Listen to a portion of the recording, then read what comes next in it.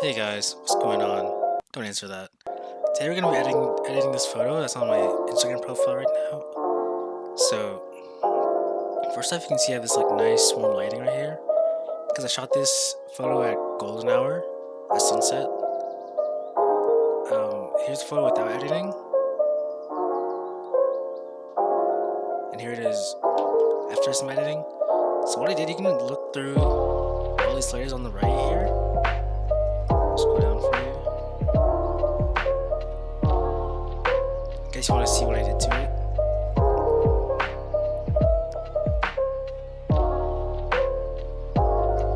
So this is just the first part of the first half of editing. Next we'll go into Photoshop. If you're curious, you can look over here on the top right corner on Lightroom. You can see I shot this at 1/500th of a second. I shot it at f5.6 and ISO 200. I also shot it on a 24mm 2.8 lens, which is this like super tiny pancake lens. It's like $100 or so online. Not that expensive. And since it's a prime lens, it doesn't zoom. It takes these really sharp photos. So yeah, these are all my settings for Lightroom. I pretty much use all these settings across all the photos in the same shoot. Sometimes since it's sunset, the sun's going down really fast. So sometimes I have to sort of adjust settings for each photo because the sunlight changes with it. So now in Photoshop I have the Lightroom edited photo here. So first thing I want to do is duplicate this layer. So just press Ctrl J, make a duplicate layer. What I want to do first is use a dodge tool. So what dodge tool basically does is it basically lightens the photo, kind of like a paintbrush, but for lightening the photo. So anywhere you draw on the photo, see this. For example, if I draw here around her neck, it'll brighten that part of the photo. And the opposite effect, if I click and hold here, go to burn tool, it'll do the opposite thing and it'll darken whichever areas I try to draw on. There's that. So what I want to do is go to dodge. I have my range set to midtones and my exposure to 50%. I don't want the dot tool to end up too bright. So I'm gonna keep it around like, let's go for like maybe 60. And start drawing around her neck, her shoulders, around the cheeks a little bit. I want to draw on all the areas that are kind of shadowed by her body because it's sunset. There's not much light out, so the rest of her body is sort of casting a shadow on her shoulders and her legs. So I want to sort of brighten that, bring those shadows back.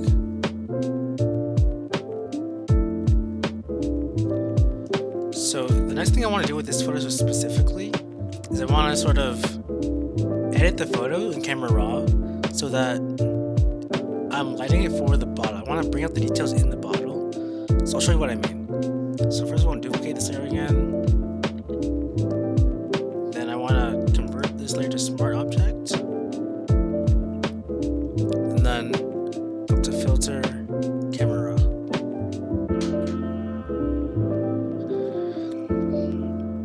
So if you don't know what camera raw is, it's sort of like a mini Lightroom inside of Photoshop. So what I want to do is, what I mean by lighting for the bottle is I want to change these sliders so that the bottle looks clear and detailed as possible. I don't really care for how the model looks because we're just gonna mask it out anyway. So usually with this, I want to go for clarity, bring that up, so bring out more details.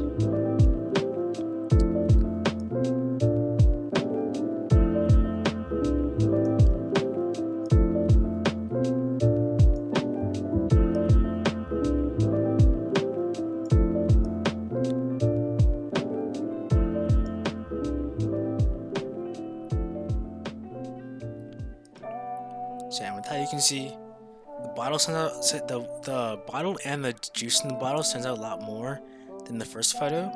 Just want to hit OK when I'm done.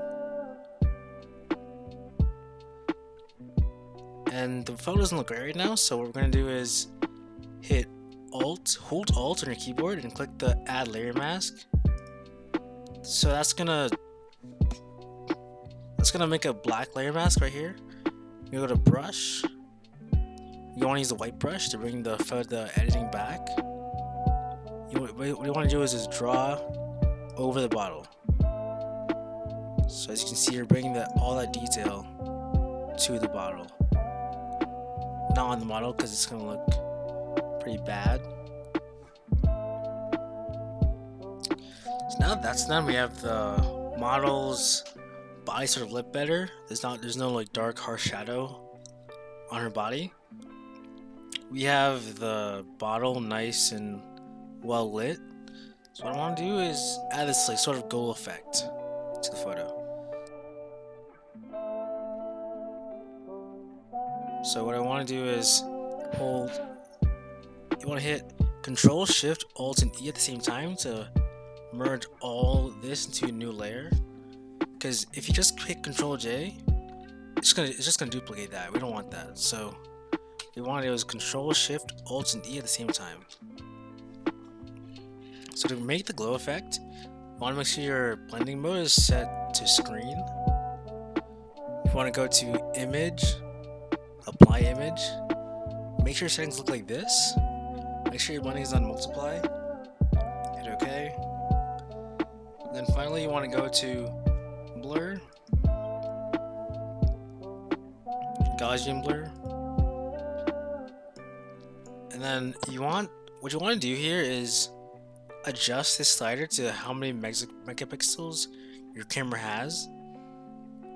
For example, I shoot on a Canon 80D, so I have 24 megapixels. So I want to hit 24. You can go higher or lower with this. If you're editing an iPhone photo, I find that 4 pixels works great. You can go higher or lower depending on what you want. Creates this like sort of glowy hazy effect. So if I go to 24, hit OK. What I want to do now is go to Alt Mask again, hit the brush tool. I want a white brush, and go back and draw over the bottle. You see, it's gonna give that sort of glowy hazy effect all over it. I want to go a little bit overhand. I want to decrease the opacity on the brush so it doesn't look as harsh. Just go down to like 30, 26. So just a little bit on her hand. Now I want the logo to be clear to read. So I want to hit X. It's gonna bring the black paintbrush color, and I want to sort of take away the effect on the words so that you can read it clearly. That's how you apply the glow effect.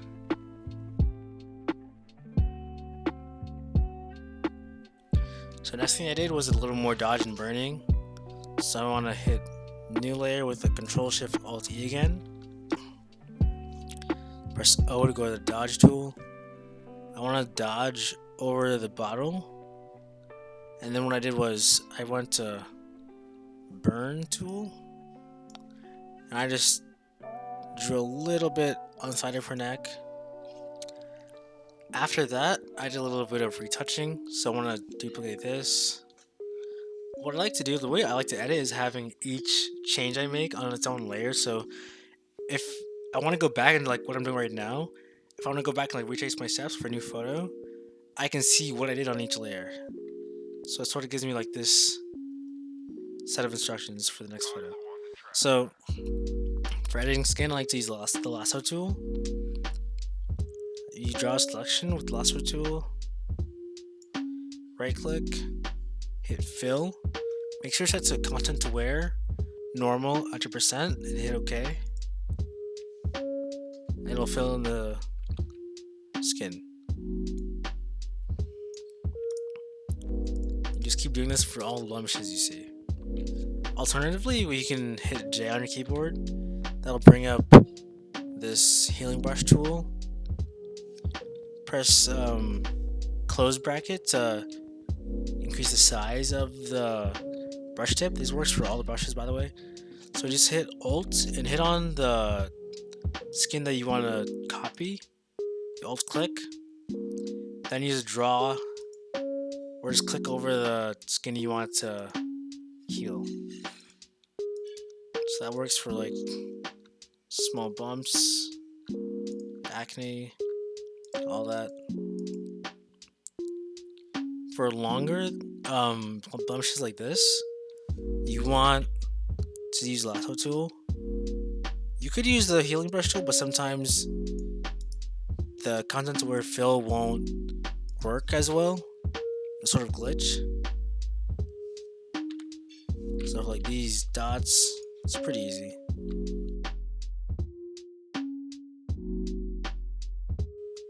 So for the next step, I want to retouch the model's skin.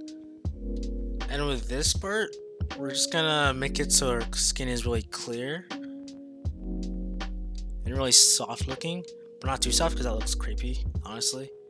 So I'm just making a new layer. So the way I do it is I hit Control I on the keyboard to invert the colors. I set the blending mode to vivid light. Go up to high pass, as filter, other, then high pass. Set it to 24, hit OK. You want to blur, Gaussian blur. For this one you want to set it between like 3 and 5. I like to do 4. So I'll set it to that, hit OK. Then Alt click the mask button. And then what you want to do here is you want to switch to a white brush tool. You want to set the opacity of the brush to about, let's say 50 or maybe 70. Depends on what you want. Zoom in. And then we're just going to draw on the skin.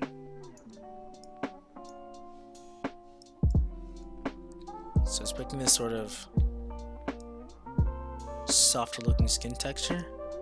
If you're doing this and you find that the skin looks too soft, you can grab the black brush and then bring the opacity down a little bit to like 42, and then draw on the same spot and it'll sort of erase the effect. That's if it looks too soft to you. So I'm gonna go back to white brush, back to 70, and we're just gonna keep doing the same thing on her legs.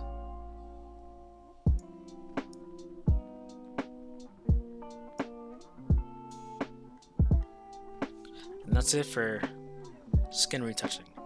One thing I didn't notice when I was editing this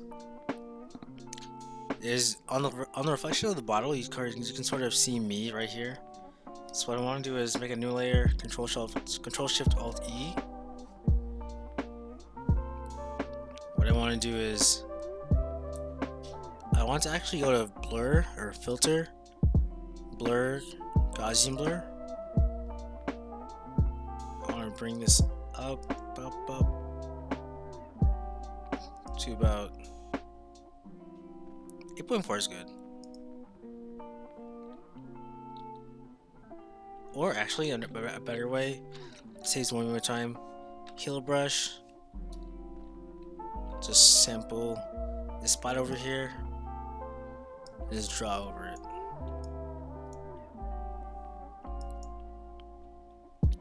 If it looks smudged, you can fix it if you want.